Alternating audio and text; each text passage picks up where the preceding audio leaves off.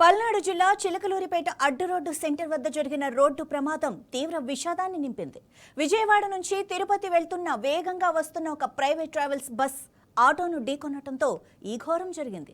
ఈ ప్రమాదంలో 7 మృతి చెందారు. మరో 8 మందికి తీవ్ర గాయాలయ్యాయి. మృతుల్లో 4 సంఘటనా స్థలంలోనే చనిపోగా 2 గుంటూరు జీజీహెచ్లో, మరొకరు చిలకలూరిపేట ప్రభుత్వ ఆసుపత్రిలో ప్రాణాలు కోల్పోయారు. మృతులంతా చిలకలూరిపేట మండలం వేలూరు గ్రామస్తులు. పుట్టినరోజు వేడుకల కోసం బాపట్ల జిల్లా కొండమంజులూరు వెళ్లి తిరిగి ఆటోలో స్వగ్రామానికి వస్తుండగా ఈ ప్రమాదం జరిగింది.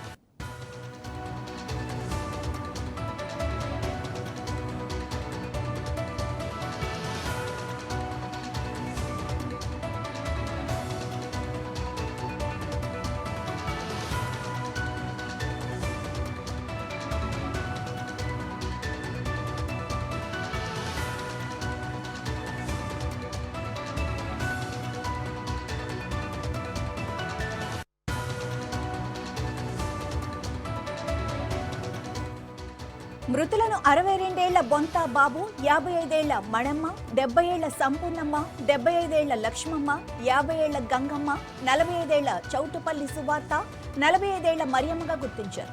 ఒకే గ్రామానికి చెందిన 7 మృతి చెందడంతో వేలూరు గ్రామంలో విషాద ఛాయలు అలుముకున్నాయి. బస్సు డ్రైవర్ నిర్లక్ష్యం వల్లే ప్రమాదం జరిగిందా అన్న కోణంలో విచారణ కొనసాగుతోంది. ఈ ఘటనపై ఏపీ రహదారులు భవనాల శాఖ మంత్రి పిసి జనార్దన్ రెడ్డి తీవ్ర దిగ్భ్రాంతి వ్యక్తం చేశారు. మృతుల కుటుంబాలకు ప్రగాఢ సానుభూతి తెలిపారు. క్షతగాతులకు మెరుగైన వైద్యం అందించాలని అధికారులను ఆదేశించారు. తరచుగా జరుగుతున్న రోడ్డు ప్రమాదాలను అరికట్టేందుకు చర్యలు తీసుకోవాలని అధికారులకు సూచించారు. వాహనదారులు నిర్లక్ష్యంగా వ్యవహరించకుండా జాగ్రత్తలు తీసుకోవాలన్నారు.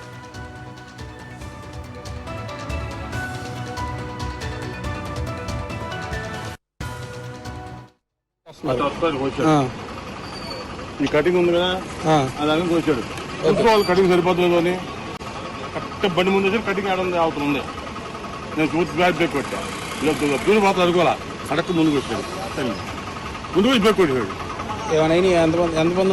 చూడాలి మా బండి అందులో చూడాలి అసలు వెళ్ళా. మీ బండిలో మా బండి ఫుల్ అటు నుంచి వస్తున్నారు. ఈ కటింగ్ ఉంది కదా, అది కోసాడు. వాళ్ళు కటింగ్ సరిపోతుంది అని కరెక్ట్ బండి ముందు వచ్చి కటింగ్ ఆడ అవుతుంది. నేను చూసి బ్యాగ్ బ్రేక్ కొట్టా.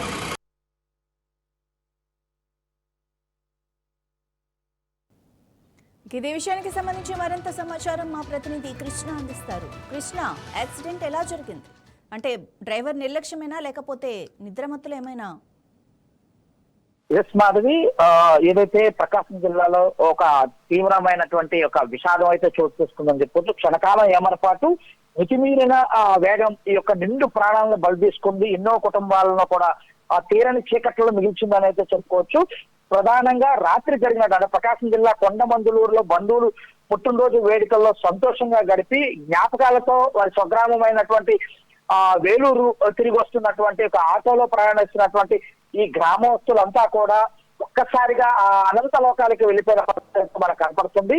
ముఖ్యంగా ఏదైతే చిలకలూరిపేట అడ్డరోడ్డు సెంటర్ లో జరిగినటువంటి ఘోర ప్రమాదంలో మొత్తం కూడా ఈ సభ్యుల కుటుంబం, ఈ యొక్క బొంత బాబు, బొంత మణిమ్మ, బొంత సంపూర్ణమ్మ, లక్ష్మి, గంగమ్మ, మరియమ్మ, ఈ 6 కూడా వేలూరు గ్రామానికి చెందినటువంటి వ్యక్తులుగా కూడా ఇప్పటికే ప్రభుత్వ పోలీసులు అయితే కన్ఫర్మ్ చేసిన పరిస్థితి కనపడుతుంది. ఆటోలో దాదాపుగా 12 మంది ప్రయాణికులు, అంటే 12 మంది కుటుంబ సభ్యులంతా కూడా ఉన్నట్లు కూడా ఆ స్థానికులు చెబుతున్నారు. 6 స్పాట్ లోనే అక్కడికక్కడే ప్రమాదంలో మరణిస్తే మరొక 6 ప్రభుత్వ వైద్యశాలకు తరలించిన పరిస్థితి కనబడుతుంది. వైద్యశాలకు తరలించే క్రమంలో 6 ఒకరు మార్గం మధ్యలోనే మరణించినట్లు కూడా ఆ గుంటూరు జీజీహెచ్ సూపరింటెండెంట్ దుర్గా ప్రసాద్ తెలియజేశారు. అదే విధంగా మరొకరు హాస్పిటల్లో చికిత్స పొందుతూ మరొకరు మరణించారు. అంటే మొత్తంగా 8 మంది అయితే ఈ యొక్క ప్రమాదంలో చనిపోయినట్లు ఇప్పటికైతే అధికారికంగా ధృవీకరణ అయింది. మరొక 2 పరిస్థితి కూడా వైద్యం అయితే చేస్తున్నట్లయితే చెప్పారు. వారి ఆరోగ్య పరిస్థితి బాగానే ఉంది. మరొక ఇద్దరికి చిన్న చిన్న గాయాలు అవటం వల్ల వారికి చికిత్స చేసి వారిని డిశ్చార్జ్ చేసినట్లు కూడా చెప్పడం చూస్తున్నాం. ఓవరాల్ గా మొత్తంగా ఆటోలో 12 మంది ప్రయాణిస్తున్నట్లయితే తెలుస్తుంది.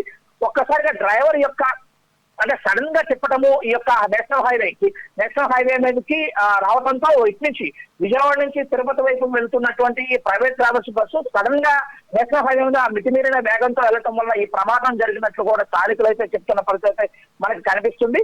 ఓవరాల్ గా తీసుకున్నట్లయితే ఎవరు వేగంగా వచ్చారా, ఎవరు రాంగ్ రూట్ లో వచ్చారనే విషయాలు అయితే ప్రస్తుతానికైతే ఇంకా తెలియలేదు.